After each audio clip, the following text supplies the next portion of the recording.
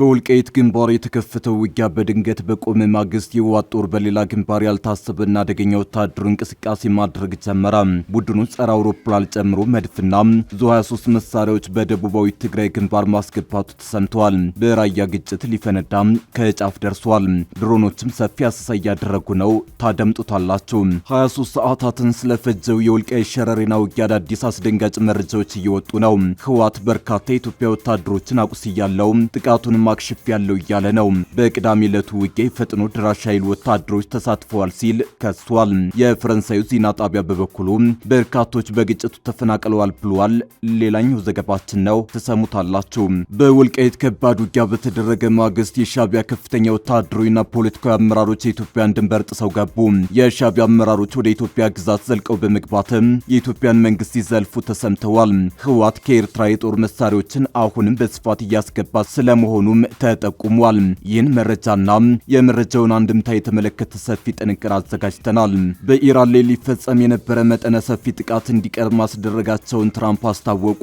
በዛሬው ዕለትም ለንግግር ከቴህራን ጋር እንደሚቀመጡ ተናግረዋል። በዝርዝር ተሰሙታላችሁ። አክብሮታዊ ሰላምታችን በያላችሁበት የዓለም ዳርቻ የረሳችሁ የተወደዳችሁ አንዳፍታ ሚዲያ ቤተሰቦች አንዳፍታ ለአሁኑ መደመጥ አለባቸው ያልናቸውን ዜናዎች ወደ እናንተ የምናደርስበት ሰዓት ላይ ተገኝተናል።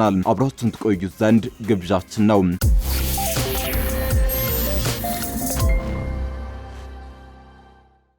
23 ሰዓታትን ስለፈጀው የወልቃይት ሸረሪና ውጊያ አዳዲስ አስደንጋጭ መረጃዎች እየወጡ ነው። ህወሓት በርካታ የኢትዮጵያ ወታደሮችን አቁስያለው ጥቃቱን ማክሸፍ ያለው እያለ ነው። በቅዳሜ ዕለቱ ውጊያ ፈጥኖ ድራሽ ኃይል ወታደሮች ተሳትፈዋል ሲል ከሷል። የፈረንሳዩ ዜና ጣቢያ በበኩሉ በርካቶች በግጭቱ ተፈናቅለዋል ብሏል። የአፍሪካ ህብረት መረጃ እንደሚያመላክተው ቢያንስ 600 ሺህ ሰዎችን ከገደለው ጦርነት ከ4 ዓመት ባነሰ ጊዜ ውስጥ የፌዴራል መንግስት ሰራዊትና የትግራይ ኃይሎች በሰሜን ትግራይ ድንበር አካባቢ ለወራት ኃይል ያከማቹ መቆየታቸው ዳግም ጦርነት ሊቀሰቀስ ይችላል የሚለውን ስጋት አባብሶታል።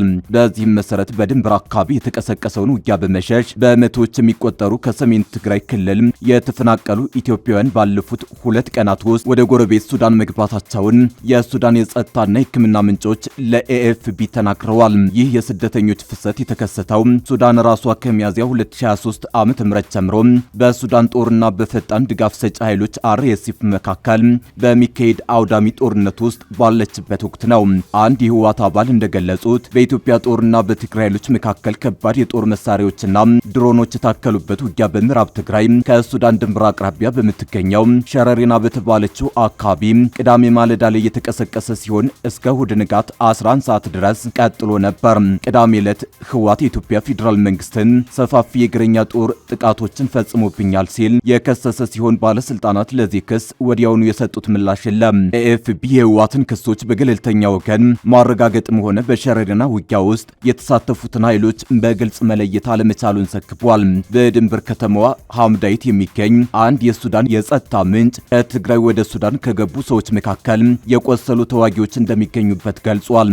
በድንበር ጤና ጣቢያ የሚገኝ የህክምና ምንጭ እንዳስታወቀው የቆሰሉ ሰዎች የመጀመሪያ ደረጃ የህክምና እርዳታ ከተደረገላቸው በኋላ በ2022 በነበረው የትግራይ ጦርነት የተፈናቀሉ በሺዎች የሚቆጠሩ ሰዎች ወደሚገኙበትና 15 ኪሎ ሜትር ሱዳን ውስጥ ወደሚገኘው አል ሐሻብ ተዛውረዋል። በሱዳን በኩል የሚገኙ የድንበር አካባቢ ነዋሪዎች በውጊያው ወቅት ከባድ ፍንዳታዎችንና ተከታታይ የተኩስ ልውጦች ሲሰሙ እንደነበር ተናግረዋል። ከድንበሩ 40 ኪሎ ሜትር ርቀት ላይ በምትገኘው ዋድ አል ሁለይዋ የተባለች መንደር ነዋሪ የሆነ የአይን እማኝ ቅዳሜ ማለዳ ላይ 3 ኃይለኛ ፍንዳታዎችን መስማቱን ተናግሯል።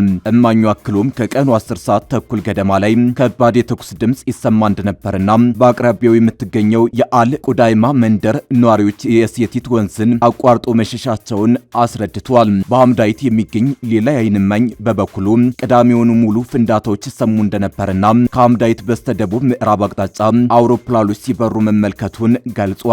ይህ የሰሞኑ ግጭት የተከሰተው በኢትዮጵያና ሱዳን መካከል ያለው ግንኙነት ሻክሮ በሚገኝበት ወቅት መሆኑ ሁኔታውን ይበልጥ አሳሳቢ አድርገዋል። ባለፈው ግንቦት ወር ኢትዮጵያ የሱዳን ጦር ከህወሓት ጋር ግንኙነት ያላቸውን ቅጥረኞች ይደግፋል ስትል የከሰሰች ሲሆን ሱዳን በበኩሏ ኢትዮጵያ ከተባበሩት አረብ ኤሚሬቶች ጋር በመቀናጀት ከግዛቷ የድሮን ጥቃቶች እንዲፈጸሙ ፈቅዳለች የሚል ክስ አቀርባለች። ህወሓትም በወጣው መግለጫ በቅዳሜው ውጊያ የፈጥኖ ድራሽ ኃይል ታጣቂዎች መሳተፋቸውን ተናግሯል። በዚህ ጦርነት ላይ የፈጣን ድጋፍ ኃይሎች RSF ተብሎ የሚጠራው በመሐመድ ሐምዳል ዳገሎ ሄሚቲ የሚመራው የሱዳን ታጣቂ ኃይልና ከአካባቢው ተገደው የተሰባሰቡ ታጣቂዎችም ተሳትፈዋል ያለው መግለጫው የፌዴራል መንግስቱን ጠላት ሲል በመጥራት ጥቃቱን አክሽፌበታለሁ ብሏል። በውጊያው በርካታ የመንግስት ኃይሎችን እንዳቆሰለና እንደደመሰሰ የገለጸም ሲሆን በውጊያው የቆሰሉ ወደ ጎንደር ጤና ጣቢያዎች ተወስደዋል ሲል አትቷል። ነገር ግን ይህን የህወሓትን መረጃ በተመለከተ ከብልጽግና በኩል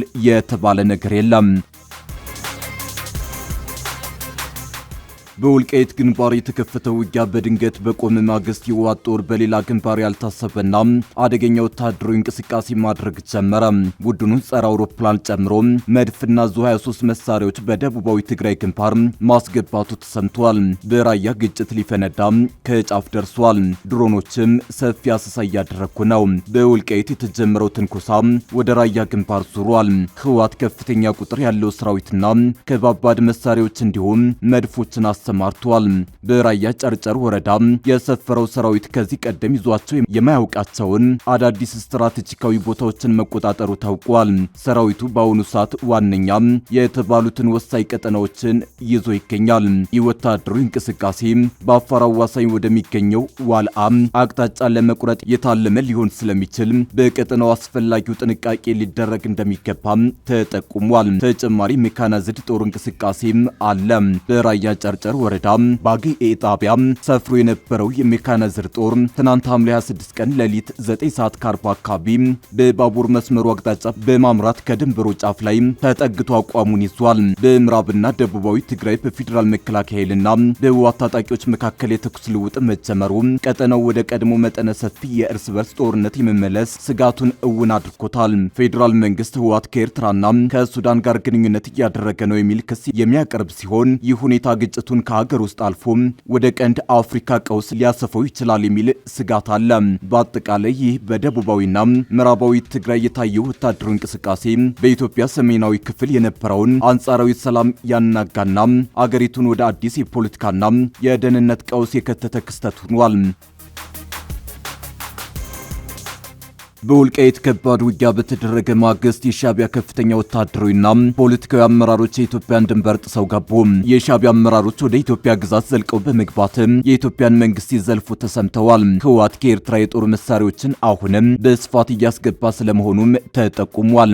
ህወሓት በህዝብ ለህዝብ ግንኙነት ስም የኢትዮጵያን ሉዓላዊነት እየጣሰ ነው። ቡድኑ በፕሪቶሪያ ስምምነት የተስማማውን የኢትዮጵያን ሉዓላዊነት ማክበር ለሚለው አንቀጽ ተገዥ አልሆንም ብሏል።